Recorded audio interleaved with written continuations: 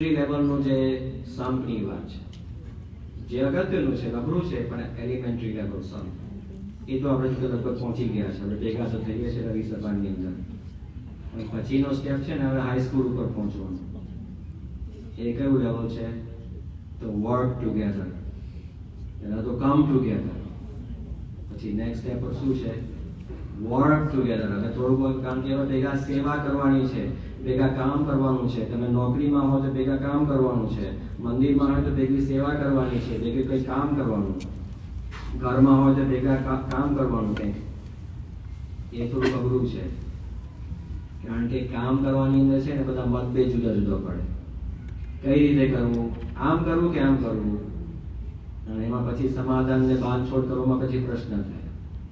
પણ એના માટે પણ સત્સંગની અંદર પ્રમુખ સ્વામી મહારાજે, મહાન સ્વામી મહારાજે એના પણ કોર્સની અંદર ઉપાય આપ્યો છે જે બહાર નહીં મળે. આ તો તમને કદાચ મંદિરમાં આપણને મહિમા નથી પણ એટલા બધા અહીંયા વિચારો આપણને આપવામાં આવે છે કે યુનિવર્સિટીમાં પણ પીએચડી કરવા જેવી વાત છે આ વિષય ઉપર. પ્રમુખ સ્વામી મહારાજે ખાલી 4 શબ્દો 4 ફ્રેઝ આપ્યા છે. યુનિવર્સિટીમાં સ્ટડી કરવા છે, ભેગા કામ કરવું છે. યોગી પ્રમુખ સ્વામી મહારાજ કહેતા હતા કે ખંભવું, ઘસાવવું, મન ગમતું મૂકવું, અનુકૂળ થવું. આ પીએચડી નહીં પણ એટલીસ્ટ હાઈ લેવલનું તો કામ કરવા માટે આપણને કરી શકીએ, ભેગા કામ કરવા માટે. પહેલો શબ્દ શું હતો? ખંભવું. થોડુંક ટોલરેટ કરવું પડે. જો ભેગા કામ કરવું હોય ને તો થોડુંક ટોલરેટ કરવું પડે, સહન કરવું પડે, તો કામ થાય. તો એટલા માટે સત્સંગની અંદર તો વારંવાર સહન કરવું. એ યોગીજી મહારાજ કે સહન કરે તે સાધુતાને લક્ષ્યમાં કે ખાલી સાધુ માટે નથી, બધા માટે થોડું સહન કરીએ તો એકબીજાની સાથે કામ થાય. અને એના માટે સત્સંગની અંદર એટલા માટે જ અહીંયા બધા શબ્દો જ આપવામાં આવે છે. દેહ ભાવ મૂકો, દેહને થોડી કસની. પ્રમુખ સ્વામી મહારાજ બહુ વાત કરતા હતા સુંદર કે આપણે ઘણી વખત શું કરીએ છીએ કે દેહને છે ને પરપોળા જેવું કરી નાખીએ છીએ. શબ્દ પરપોળો બોલતા હતા સ્વામી. પોપલ બાયુ પણ બોલતા હતા. પોપલ બાયુ એટલે બબલ, સોપનું બબલ હોય ને, છોકરાઓ રમતા હોય ને સોપ. અને બબલને ફૂટવા માટે કેટલું જોઈએ? એકવાર અડો એટલે ફૂટી જાય. તો પ્રમુખ સ્વામી મહારાજ એવું કહેતા હતા કે આપણે ઘણી વખત આપણે જે બોડીને છે ને બબલ જેવું બનાવી દઈએ છીએ, સેન્સિટિવ બનાવી દઈએ છીએ, પછી બબલ ફૂટે જ ને. એક જગ્યાએ પધરામણીમાં ગયા તમે સંતો, ત્યારે હરિભક્તોનું બહુ મોટું ઘર હતું. પછી એમને બતાવ્યું અમને કે સ્વામી આ પલંગ છે ને $15,000 નો પલંગ છે. $15,000 પલંગમાં શું તો લાગે નોર્મલ, પણ હવે જે હશે એનું મેટ્રેસ ને બધું હશે સારું હશે. હવે આપણને વિચાર આવે કે $15,000 નો પલંગમાં ઊંઘ કેવી આપીએ? થોડા બપોર સુઈ ગયા, આમાં બી નોર્મલ જેવું જ આવે કે જોઈ છે કે રીંગણ બટાકા ભર્યા હોય ને એવી મેટ્રેસ તમને આપે, એવી મેટ્રેસ હતી ત્યાં હું જોઈ છે. એટલે કહું છું કે તમે બેસો ને તો કોઈક જગ્યાએ તમને ખૂંચે જ. અમુક જગ્યાએ સોફ્ટ હોય રીંગણ, અને અમુક જગ્યાએ હાર્ડ હોય બટાકા. રીંગણ ને બટાકા ભર્યા હોય એવી મેટ્રેસ હતી. અને એવો ઉતારો તમને આપે તો શું થાય? પછી પરપોટું ફૂટી જાય ને પછી કોઈક તો ગરમ થઈ જાય કે આ ઉતારાવાળા બરાબર નથી ને અમારે VIP માં આપવું જોઈએ, ઝઘડો થાય, પછી કુસમ થાય, પ્રશ્ન થાય, ઝઘડો થાય. પણ શરીરને પહેલેથી ઘડી દીધું હોય. યોગીજી મહારાજ કે મેં હાથ ઉસીધું કરતા, ઉસીકું રાખવાનું નહીં, હાથ ઉસીધું. હવે કદાચ અઘરું છે એવું કઈ લેવલ સુધી ના પહોંચીએ પણ થોડુંક તો બધું સહન કરવા મળે. તો કહેવાનો ભાવ એ છે કે જો સેન્સિટિવ ના બનાવી દઈએ બોડીને તો યસ, તો પછી આપણે વધારે આપણે સારું કામ કરી શકીએ લોકો સાથે. તો ખંભવું. પછી આગળ આવે છે ઘસાવવું. થોડુંક આપણું બીજાને આપી દેવું. આપણે આપણો વિચાર નહીં કરવો. જનરલી માણસનો વિચાર શું હોય કે પોતાનો પહેલા આપણો વિચાર. દેશની અંદર સભા મંડપમાં બેસવું હોય ને, સભા મંડપ હોય બેસવામાં નીચે ખુરશી નહીં જોવાની, પહેલા ઉપર જોવાનું. કેમ ઉપર જોવાનું? પંખો ક્યાં છે? આપણે પહેલા ગોઠવાઈ જવાનું, બીજાને આ જગ્યા હોય કે ના હોય. હવે બરાબર છે આપણે પંખાની છે, પણ ઘસાવવું એટલે શું? આપણું બીજાને આપી દેવું. એ પછી સ્તંભમાં ભેગા કામ કરવા માટે જરૂર પડે. નહીં તો જો આપણે આપણો વિચાર કરીએ તો ઇમ્પોસિબલ છે, ભેગા કામ ના કરાય. જે મહાન સ્વામી મહારાજનો આદર્શ બહુ ઊંચો છે. મહાન સ્વામી મહારાજ ઘણી બધી વાત કરે છે કે સંપ કોને કહેવાય? દ્રષ્ટાંત આપે છે. પીઝા હોય અને 10 સ્લાઇસ હોય, અને મહાન સાહેબ મહારાજ કહે છે કે 10 સ્લાઇસ જુદી જુદી રીતે દ્રષ્ટાંત આપે. આપણે પીઝાથી સમજીએ કે 10 સ્લાઇસ હોય અને 10 વ્યક્તિ ટેબલ ઉપર બેઠા હોય તો સમ કોને કહેવાય? તો દુનિયાની દ્રષ્ટિકોણથી, સામાન્ય દ્રષ્ટિકોણથી જે એલિમેન્ટરી લેવલનો સમ કોને કહેવાય? 10 વ્યક્તિ છે, 10 સ્લાઇસ છે, દરેકને એક એક સ્લાઇસ મળી જાય અને સમ કહેવાય. તો એ બરાબર છે કે દુનિયાની દ્રષ્ટિએ તો સમ કહેવાય, પણ મહાન સાંઈ મહારાજના દ્રષ્ટિકોણથી એ સમ નથી, એ એલિમેન્ટરી લેવલનો છે. હાયર લેવલમાં પહોંચવું હોય તો મહાન સ્વામી મહારાજ શું કહે છે?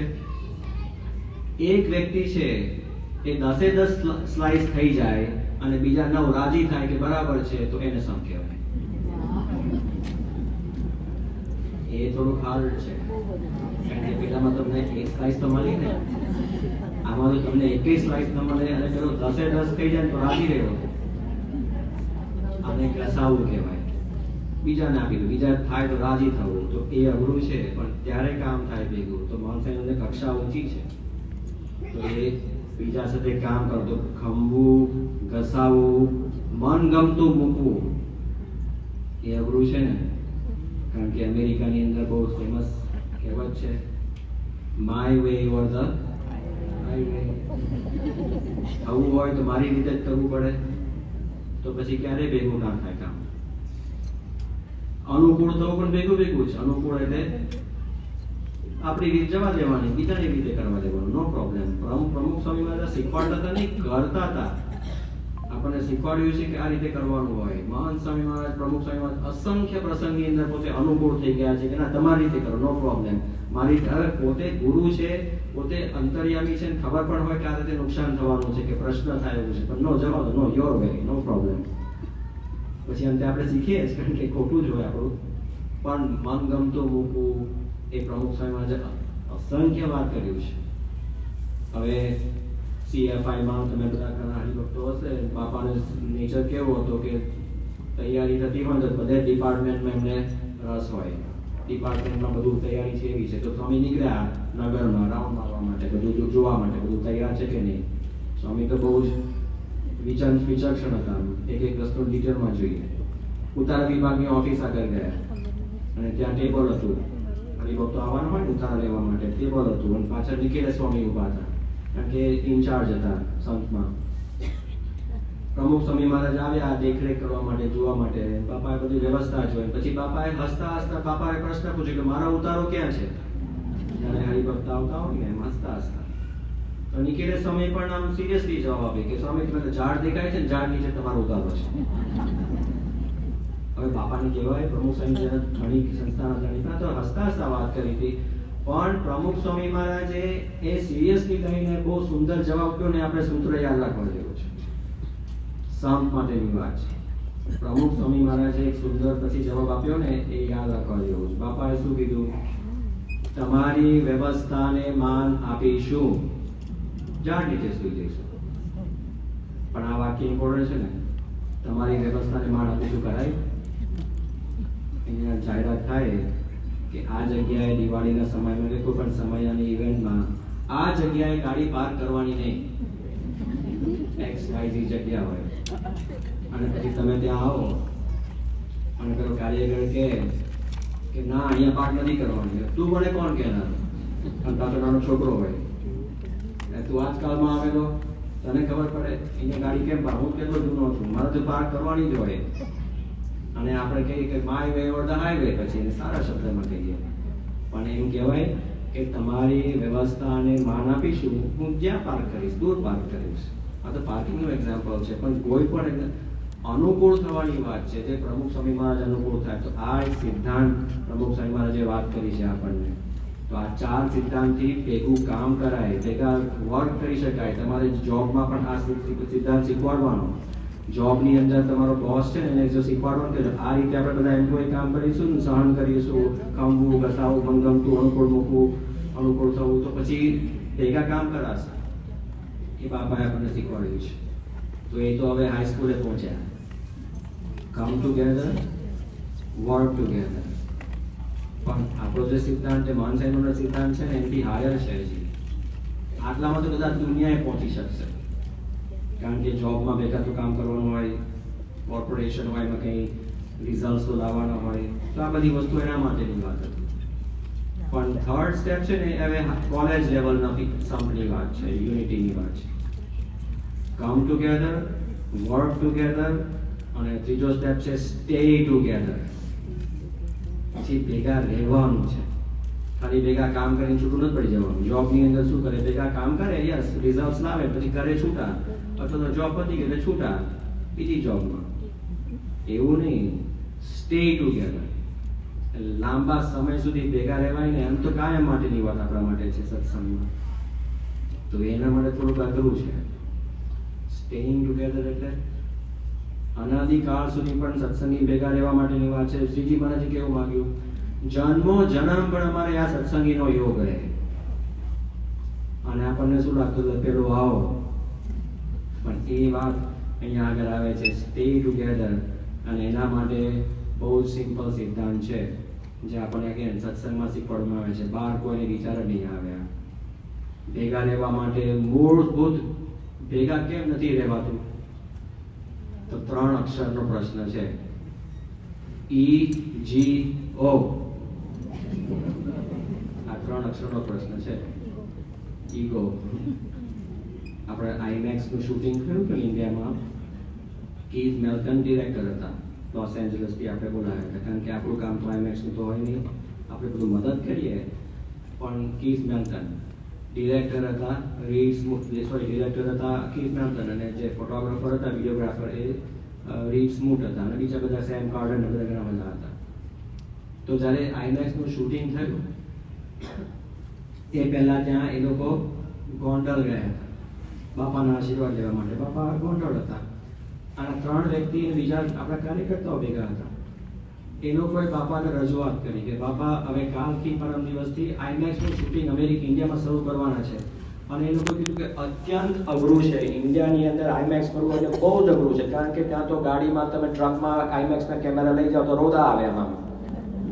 હવે રોદા આવે તો ચાલે, આપણે પણ મણકાઈ થઈ જાય, પણ પેલું કેમેરાનું કેલિબ્રેશન છે ને આગુ પાછું થઈ જાય, એવું ના ચાલે ત્યાં. પછી ત્યાં કંઈ કેમેરાની અંદર તમે પ્લગ કરો, ઇલેક્ટ્રિસિટી જો પ્લગ કરો તો કે લાઇટ ગઈ, અથવા તો લાઇટની અંદર ઇન્ડિયામાં ફ્લક્ચ્યુએશન આવે ને, વોલ્ટેજ વધી ગયા, પણ એ ના ચાલે, બધા કેમેરા બધું ઉડી જાય.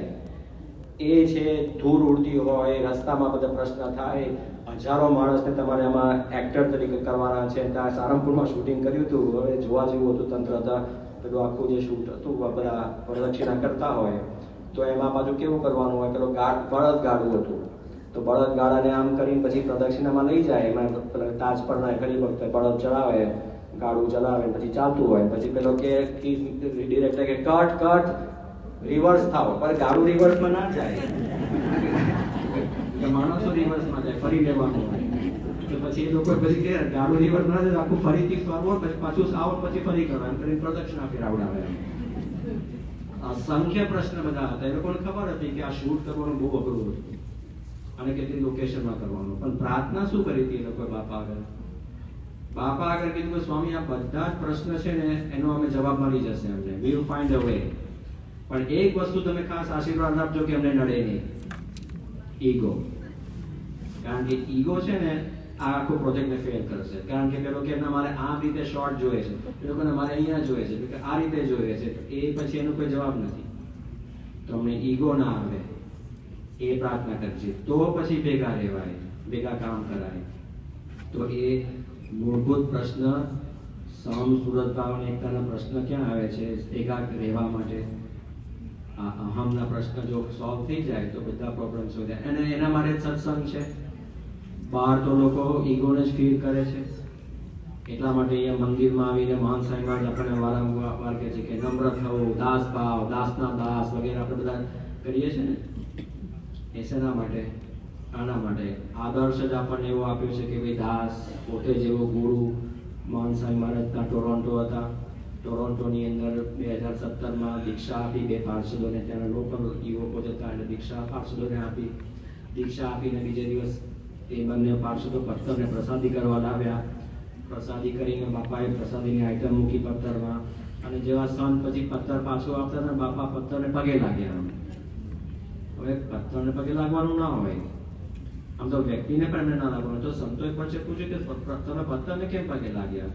કે પેલા સંતોને પગે ના લગાય ને, એટલે એ તો દૂર બેઠા હતા, એટલે અમે કાલે પાર્ષદને જોડાઈ નહીં, કારણ કે સ્વામી જમતા હતા, એટલે સ્વામી કે પત્તરને પગે લાગે. તો સંતો કે સ્વામી તમે તો ગુરુ છો, તમારે પગે લાગવાનો ના હોય સંતોને, એ તમે એમને દીક્ષા આપી છે, એ તમારા શિષ્ય થયા કહેવાય. તો મહાન સાહેબ મારે શું કીધું? મને લાગતું જ નથી કે હું ગુરુ છું. આપણે કાંઈ ના હોય તો લાગે કે આપણે ગુરુ જેવા છે.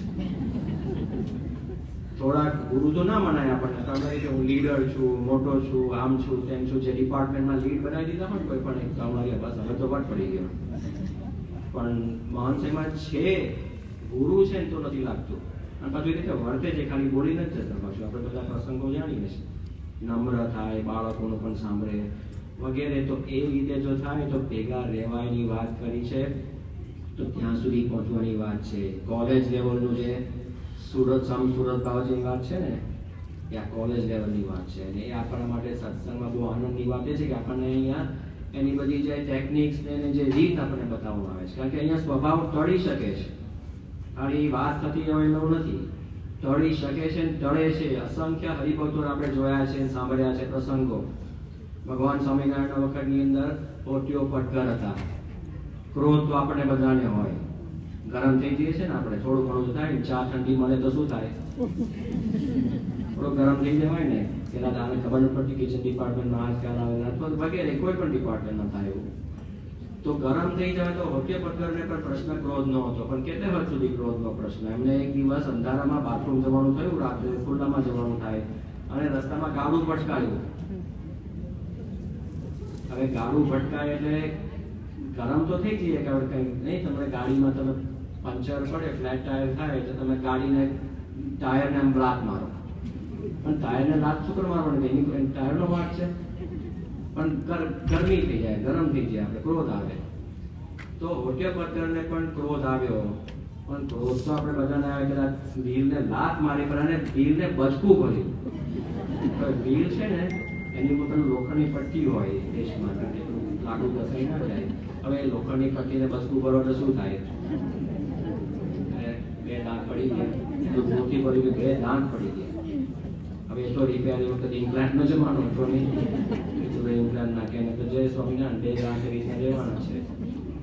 પણ ભગવાન સ્વામિનારાયણનો આટલા બધા ક્રોધ વાળા હતા, ભગવાન સ્વામિનારાયણનો યોગ થયો, સત્સંગી તો થયા, સત્સંગીથી આગળ થઈને સાધુ થયા, સાધુ થઈને ભગવાન સ્વામિનારાયણ દીક્ષાથી નામ શું પાડ્યું? નિર્માણાનંદ. ત્યાં હોટ્યો પટકર ને કા નિર્માણાનંદ સ્વામી આખો દિવસ માળા ફેરવે, શાંતિથી બેસીને ભજન કરે. પણ આપણા જેવા થોડા હોય ને હળી કરનારા, એ તો શાંતિથી ભજન કરતા હતા. અને પછી દરરોજ બે ત્રણ જણાને પૂછે કે સ્વામી નિર્માણાનંદ સ્વામી, તમારા દાંતનું શું થયું? આ દાંત કેમ છે મિસિંગ? હળી કરવા માટે, કારણ કે કદાચ ગરમ થઈ જાય તો મજા આવે ને ખેલ જોવામાં. નિર્માણાનંદ સ્વામી એમનું પરિવર્તન થઈ ગયું હતું, શાંત હતા. એટલે એમને શાંતિથી જવાબ આપ્યો કે જુઓ, પહેલાના જમાનામાં હું ક્રોધ થતો હતો, હવે હું શાંત થઈ ગયો છું. કે સારું થયું કે હું શાંત થઈ ગયો છું, તમારા બે ત્રણ દાંત પણ પડી જાય. શાંતિથી મારા ફેરવા માટે પડી જાય ને દાંત. કહેવાનો ભાવ ભગવાન સ્વામિનારાયણના યોગથી હજારો વ્યક્તિને પણ કામ, ક્રોધ, લોભ ટળીને સુખિયા થયા. મહાન સ્વામી મહારાજના સમયમાં પાય છે, પ્રમુખ સ્વામી મહારાજના, આપણે બધાને કંઈક ને કંઈ રીતે, ભલે સંપૂર્ણ ના થયા હોય પણ કંઈક તો ફેરફાર થયો દેખાય ને આપણને. તો એ આપણે સત્સંગમાં થાય છે. તો ત્યાં સુધી કોલેજ લેવલનો સંપની વાત કરી, પણ પછી પીએચડી લેવલ સુધી વાત હજી આગળ આવે છે, અને આટલે સુધી પૂરું નથી થવાનું. Come together, work together, stay together, અને છેલ્લો સ્ટેપ એ છે બીકમ વન. એક થવાની વાત છે. એક સમસુરત ભાવને ત્રીજો શબ્દ શું છે? એકતા શબ્દ છે. એકતાનો મીનિંગ એટલે શું? એકતા એટલે એક. એનો અર્થ એ તો કે બે નહીં. જ્યારે આપણે સંપ કરીએ છીએ સ્થૂળ સંપમાં, તો બે વ્યક્તિ તો થયા ને, પણ આદર્શ એવો છે કે એક બની જાય. ભલે વ્યક્તિ તો જુદા જ રહેવાના છે, પણ એવો વિચાર કરે, એવું વલણ કરે, એવી રીતના કામ કરે કે લાગે કે આ યુનિટ એક જ છે. તમારા શરીરની અંદર, આપણા બધાના શરીરની અંદર પેટ છે, યસ, બ્રેઇન છે, યસ. તો બધા જુદું જુદું કામ કરે છે. હા, જુદું જુદું જ કામ કરે છે. પેટ પેટનું કામ કરે છે, બ્રેઇન બ્રેઇનનું કામ કરે છે, આંખ આંખનું કામ કરે છે, પણ વ્યક્તિ જુદી જુદી વ્યક્તિ છે. વ્યક્તિ તો આપણે એક જ છે. બધા ભેગા થઈને એક વ્યક્તિ માટે કામ કરે છે, એક જ વ્યક્તિ થાય છે, પણ ભલે પાર્ટ જુદા જુદા હોય, પણ વ્યક્તિ એક જ છે. એમ ઓર્કેસ્ટ્રા હોય, કીર્તન ભક્તિ, કીર્તન આરાધના થાય, હાર્મોનિયમ જુદા હોય, તબલા જુદા હોય, ગાયક જુદા હોય, પણ જ્યારે સાંભળે ત્યારે કીર્તન થાય છે, એક લાગે છે.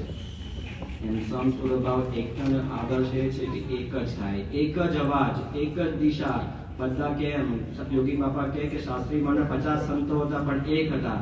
શાસ્ત્રીમાં આમ કે તો આમ ને આમ કે તો આમ, એક જ, કોઈ દિશા જુદી નહીં. ઘરની અંદર પણ એવું થાય એકતા. નક્કી થાય કે કોઈ નક્કી કરે મારે ગાડી છે લાલ કલરની લેવી છે, તો નો પ્રોબ્લેમ, લાલ. બધા કે લાલ. કોઈ કે ના બ્લુ લેવી છે, નો પ્રોબ્લેમ, બ્લુ. બધા જ એક જ દિશામાં ફરે. નહીં તો ઝઘડો ક્યાં થાય? ના, એકને કે લાલ લેવી છે, કોઈને લીલી લેવી છે, કોઈને પીળી લેવી છે, તો હવે શું કરવું? પણ એકતા એક જ દિશામાં. કોઈ આમ કે તો આમ, કોઈ આમ કે, બધા સરળ થઈ જાય. તો એ લેવલની વાત છે, એ ત્યાં સુધી પહોંચવાની વાત. તો એ લેવલનો જે સમ થાય ને ત્યારે આપણને શાંતિ થાય, સુખ થાય. એના માટે છેલ્લે યોગી બાપાનો પ્રસંગ યાદ કરી લઈએ. માનસાઈ વાત તો યાદ કરે છે કે પોતે હાજર હતા, પણ ડોક્ટર સ્વામી કહે છે કે હજી પણ મને એ દ્રશ્ય યાદ આવે છે, હજી પણ એ દ્રશ્યને વાક્ય યાદ આવે છે. એ પ્રસંગ ડોક્ટર સ્વામી કહે છે મુંબઈમાં યોગી બાપા હતા. મુંબઈની અંદર આપણે અત્યારે દર્શન કરીએ છીએ તો નાનું જૂનું મંદિર દેખાય છે, જે ઓરિજિનલ મંદિરનો સભા મંડપ નીચે મૂક્યું છે. એ નાનું મંદિર હતું, નાનો સભા મંડપ હતો. થોડાક ગણ્યા ગાંઠ્યા 10-15 હરિભક્તો બેઠા હશે, થોડાક સંતો બેઠા હતા. યોગી બાપા આમ ચાલતા હતા, એક હાથમાં વિનુ ભગત એટલે મહંત સાહેબ મહારાજ હાથ આપીને ચાલતા હતા, બીજી બાજુ કોઈ બીજા યુવક હશે, અને ડોક્ટર સ્વામી પણ હતા ત્યાં હાજર ઊભા. યોગી બાબા પસાર થયા અને ત્યાં મૂર્તિની અંદર શાસ્ત્રીજી માની સુતેલી મૂર્તિ છે નીચે, પછી મંદિર હતું અને હરિભક્તો બેઠા હતા. યોગી બાબા પસાર થતા યોગી બાપાએ કીધું, ડોક્ટર સ્વામી બધા સંતોને વાત કરી, માનસાઈ બધાને, કે જો આ શાસ્ત્રી માની મૂર્તિ આગળ પોઈન્ટ કરીને યોગી બાપા કે જો આ આપણા મા બાપ, પછી આ મંદિર આગળ પોઈન્ટ કરીને કે આ આપણું ઘર, અને પછી હરિભક્તો બેઠા હતા કે આ આપણા સગાવાલા. પછી યોગી બાપા કે આ જ અક્ષરધામ. હવે બીજું કઈ જોઈએ છે? આ વાક્ય યોગી ડોક્ટર સ્વામી કે હજી યાદ આવે છે.